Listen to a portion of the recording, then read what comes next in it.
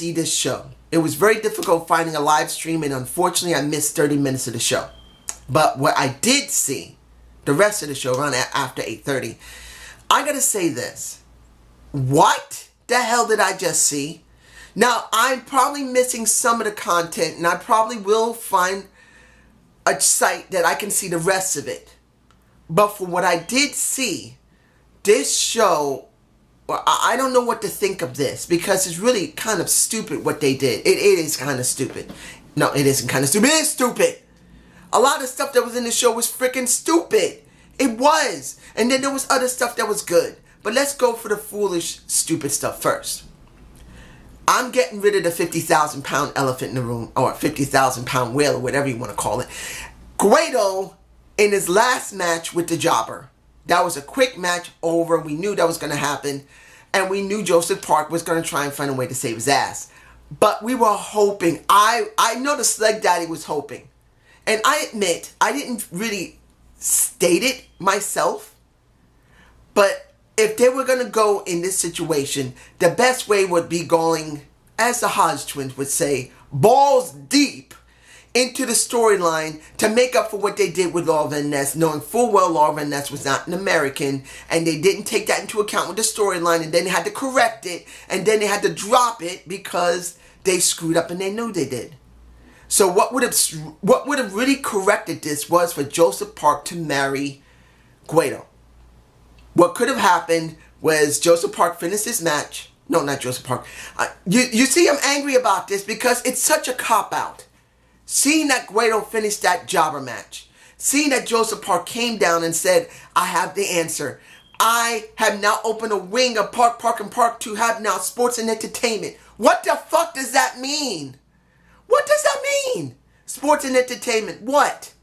He's already working for GFW. Look, if you're going by how the company in the story of Joseph Park works, Joseph Park part-time works for GFW.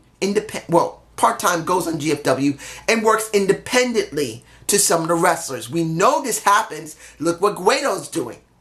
So you're saying there's a sports and entertainment wing of Park and Park. What does that mean?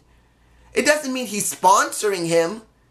He can't sponsor him by a law office. It's not possible. A law office cannot sponsor you. The only thing a law office can do is to give you a new visa or help you to find someone to, well, get married to keep yourself in the country. Park and Park can't. So what would have been better was to say, dude, I'm going to marry you. We have the ability in this country to marry. It'll work. Don't worry. We don't have to live with each other. I just have to file the paperwork. That would have worked better than this. Saying, I'm going to make sure you get televised.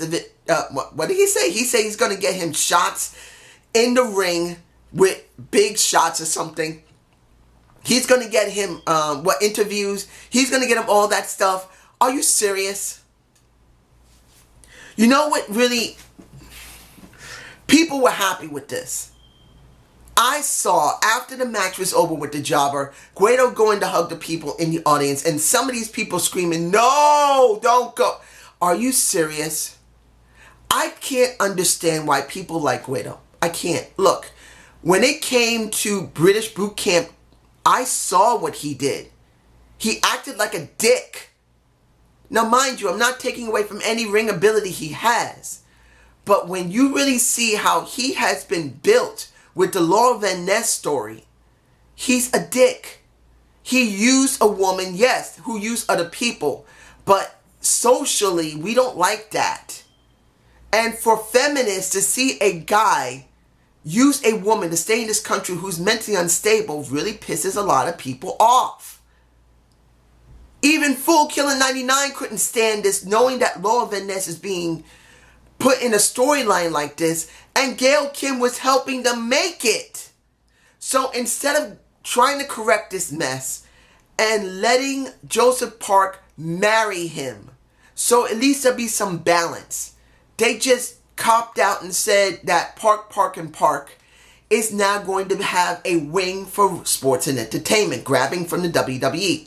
Now, mind you, there might be another part to this. Now, I'm just And I'm sure this is not going to happen. But let's do a little bit of imagination.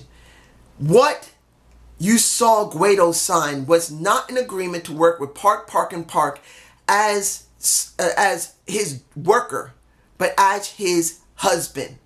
That he lied to him and said that, hey, you're now going to be working with my company, my law firm, but in actuality, he just signed a marriage license. And then Joseph Park is going to basically file it, and they're going to be married. Now, that would make some sense in the next couple of weeks.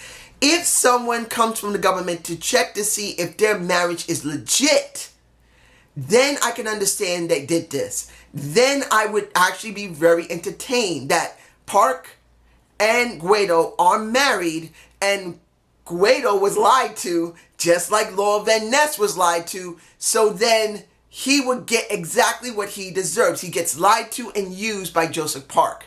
I would go with that, but that's if they do it, and I don't believe they will, and that's the way it feels. The women's situation, I'm confused about what's going to happen when it came to Tara Valkyrie, if I'm pronouncing her name, Sienna, Gail Kim, Terrence Terrell. Where are we supposed to be right now? Because we just have Valkyrie's first match with Eva Story, I believe her name is. And she's such a beautiful woman. Oh, she's so cute. I don't care if she's in her 30s or 40s. She's a damn good looking woman. She looks good. And she got squashed. Now, I'm not saying that Valkyrie, Terry Valkyrie? Taria? I can't pronounce that name. Taya. What is that? I don't even know how to pronounce that. But anyway. Like, Terry? Whatever. She's a good-looking woman that comes from British Columbia. I'll put it in that respect. She's damn good-looking. But then she does something stupid. She goes in the back screaming at Karen Jarrett saying, you watch, you see, this is what you're going to get. This is what's going to happen. But honestly, wouldn't it have been better for Valkyrie to attack Sienna, to attack Rosemary, and to attack Terrence Terrell, to really show that she's up after everyone, including getting the title? Wouldn't it have been better if she went up against Sienna, beat the crap out of Sienna, then Terrence Terrell, and then you could say Rosemary had to get beat up as well, but she went after Rosemary only. So that made no freaking sense. Now, I know I did say last week that it wasn't bad, and it wasn't. But seeing it now for what it is and what she said now makes what happened last week ridiculous. That's the best way to say it. Where are we exactly with the women? Are we going to see a feud between Valkyrie and Rosemary? Are we still seeing a feud between Terrence Terrell and Gail Kim? Are we still seeing a feud with Allie? Well, actually not Allie. Braxton Sutter and Garza Jr., because Garza Jr. was just showing concern to Allie and not showing interest in Allie. He was just asking if she's all right. That is so lame. It could have been something more substantial by herself. And he was checking her to see if she was all right before Braxton Sutter came in. That would have made more better sense. But in the end, I'm confused. Trevor Lee versus Sanjay Dutt, the next match. And it was a good Falls Count Anywhere match. At least I'll say with this, better than WWE, at least they went into the back and actually tried to make it into Falls Count Anywhere, where generally the WWE always kept it near the ring or maybe near the Titantron. So it was good to see that this happened. And it was Connery who helped Trevor Lee to win. Now, I gotta admit this. The build for Sanjay Dutt has sucked since they came back from India. And I was hoping so much they would do something different. They would actually give him a real feud to see if he can sink or swim. I've said this even about Dolph Ziggler.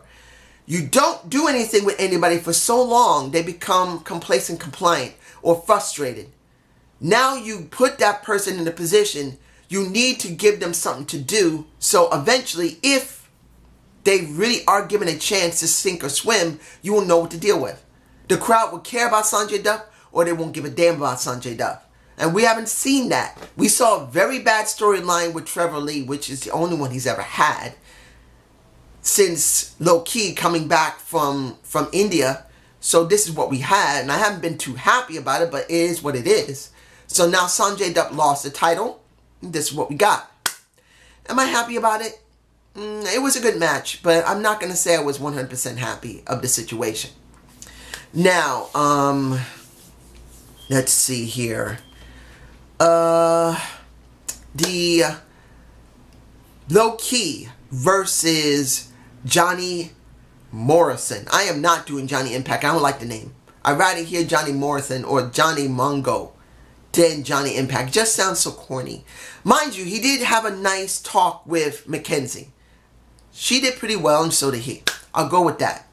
And it was the best match of the night. I've never seen these two interact before, and it was a very good match. I thought the Falls Count Anywhere match was going to be the best match of the night.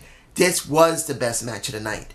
And I think this is one of the best matches they've had in a couple of months, if we're going to be honest.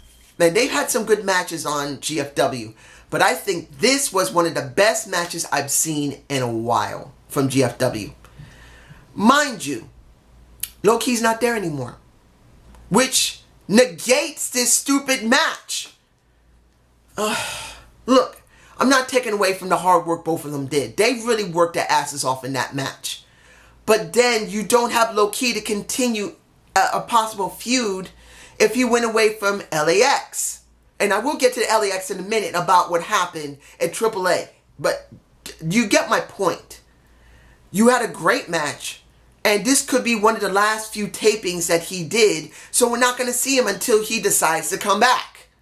So that just pisses me off. Now, LAX versus OVE and two other teams in AAA. What?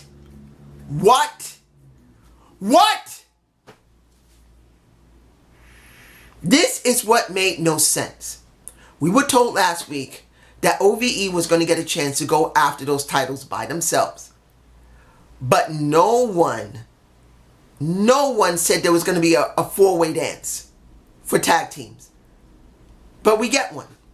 We get a four-way dance at AAA, which was so freaking stupid. I want to smack someone in GFW, or I want to smack someone in AAA that didn't really state this to them, or I want to smack someone at Anthem that didn't make sure that someone in GFW straightened their asses out to make sure that it was done properly. I am so sick and tired of this situation. I was not having a problem with the other promotions that GFW's involved with, working with them as long as you budgeted properly and you actually did something that worked with all four companies to help each company become better. But if AAA or if someone in GFW is stupid enough not to make this make sense and state it to our wonderful commentary team to announce it last week, it would have made more sense. They could have said it last week that they were going to have a four-way dance for that damn title. Mind you, the few snippets they showed was alright. It's Lucha Libre. It's always good, high, fast-paced wrestling. But knowing there was four guys, you see I'm angry, 4 teams doing this, it is ridiculously annoying. This was ridiculous. It was so freaking stupid. Why did you have 4 teams going after a title that they didn't even say about? And last week they said it was only supposed to be just OVE and LAX. Oh, I want to kill somebody. Now, the last thing we'll talk about is the supposed fight, but not supposed match. We get Jim Cornette. We get Top Team. We get Lashley. And Lashley says, you know what? I'm done. I want to leave, break my contract. I want to go and do MMA. Cornette saying, okay, you want this? Fine. Your boys, and he's talking about Top Team, you leave now. Let Lashley finish up some business. At the end of the night, he's yours. I will release him from his contract. And they say, fine, we'll leave. And they didn't. They attacked the standby wrestler, choke him out, which was stupid. And then they interfere at the end of the fight, which mind you, if I remember correctly, you guys tell me below. Tell me if I heard this correctly. Jim said simply, you're supposed to have a match at the end of the night. Finish up with Moose. He didn't say it was a fight. He didn't say it was a false count anywhere. He didn't say it was going to be a street fight. He didn't say none of it. He just said a match. So how did a match turn into a fight and it wasn't sponsored as a fight? I know he said settle things with Moose because of what happened in Triple Mania. But that made no sense to have a fight when it was supposed to be a match. You should have said, Jimmy, it's going to be a fight. Have your end it with him at the end of the night. Go in the ring, you can have a street fight, I don't care. End it. That would have made more sense. Saying it was a street fight or just a plain fight, not an actual match. And then Top Team comes out, as I said, beat up on Moose. They're standing in the middle of the ring. And the thing that gets me is this. I know they're doing Top Team MMA versus GFW Wrestling. This is what we knew was going to happen. This is an invasion angle. I know this. This is easy to see. The only difference between a regular invasion angle with wrestling is that this is not actual wrestlers. Unless they've been training. This is MMA fighters that do something with Bellator or maybe sometimes UFC, and they're interacting with wrestling, which a lot of people many years ago believed that this should have happened, that wrestling should have taken aspects of mixed martial arts or an Ultimate Fighting Champion. This is what we know should have been happening a long time ago. But the way they have been building this is so bad. We have two supposed shows coming up. We got Victory Road, which I don't know if it's going to be a regular show or is it going to be a pay-per-view. It probably is going to be a regular Impact-themed Victory Road show. That's my guess. And then Bound for Glory will be a pay-per-view. I hope. I don't want it to be a themed Impact. Please, be a pay-per-view. Make some freaking money. But you get my point. If you're going to care about this, write it properly. The writers did a horrible job for the parts that I did see. Now, I don't know what happened at the end, in the beginning of the show. Not the end. The beginning of the show. I have no idea. I don't know what happened. But just going from 30 minutes after the beginning of the show, this show was terrible.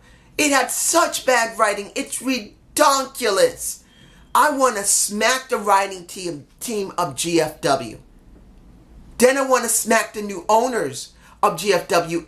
That is Anthem. For not actually seeing that they needed to fire a huge amount of people on the team that is working in GFW because they don't know how to run the damn thing. I just want to smack somebody. But this is just my point of view. I hope you enjoyed this review. Please give me a comment below. I don't know if I'll be able to do a Lucha Underground review. I'm considering doing one. And I know that Lucha Underground does come out around Wednesday or Thursday. I haven't checked yet, but I think it already came out yesterday. So I might actually do a review of it tomorrow night. Maybe. I just got to check and see if I have the time because I still got to go to my doctor and I get tired afterward. But have a good day. Have a good night. Peace.